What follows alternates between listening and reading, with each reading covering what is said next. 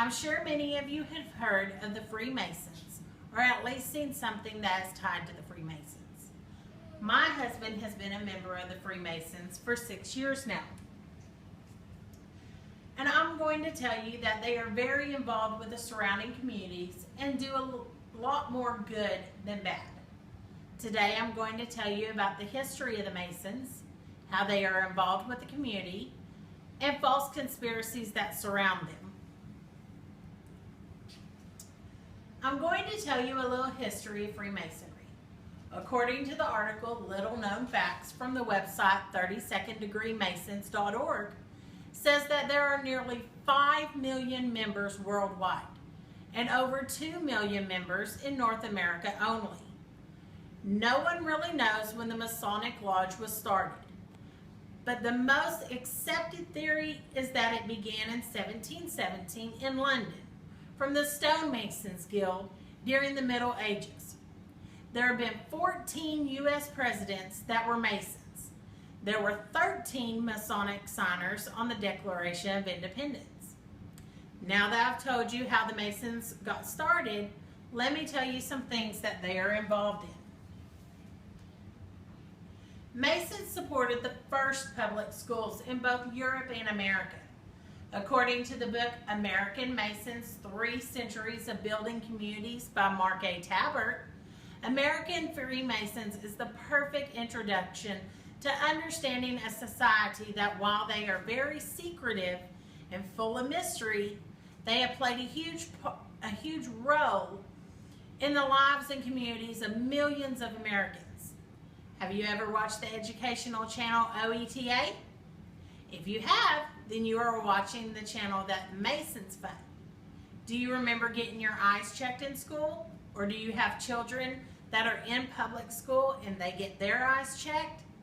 If so, then the Masons are the ones paying for this company to come to your children's school. I'm sure a lot of you have heard of the Shriners Hospital. According to the article, The History of the Shriners, this hospital is owned by the one branch of Masons called the Shriners. This hospital is a children's hospital, and none of the patients have to pay a dime while they are there. The Masonic fraternity give around $1.5 million a day to pay for operating children's hospitals, providing treatment for childhood language disorders, treating eye diseases, funding medical research, contributing to local community service, and providing care to Masons and their families at Masonic homes. Now that I've told you a little about what the Masons are involved in, let me tell you why the Masons are not part of a conspiracy. According to the video, Enter the Secret World of the Freemasons on YouTube, the Masons are thought to be a secret society, religion, and that the Masons are behind conspiracies such as the American Revolution. These are all false statements. The Masons are not a secret society. They are one of the oldest and largest fraternities in the world. If they were a secret society, then they need to do a better job staying behind the scenes.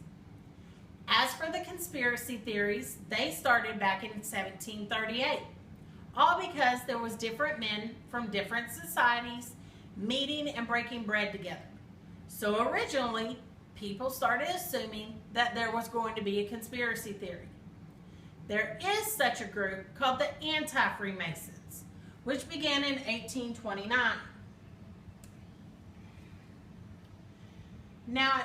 Nowadays, the Anti-Freemasons are the people that just don't understand or are not educated in what Freemasons really are. There are even some members of the society that used to be Masons and got out and became Anti-Freemasons. People say that Masons are only for the white man. This is far from the truth. There are many races that are involved in Masons. Now that I've told you a little about the Masons, you decide for yourself if they really sound like they are a cult or if they're part of a conspiracy. Honestly, I know they're not.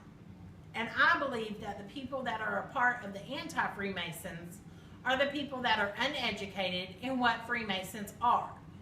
Or are those type of people that if you are a part of an organization and you can't talk about it, then it's part of a conspiracy.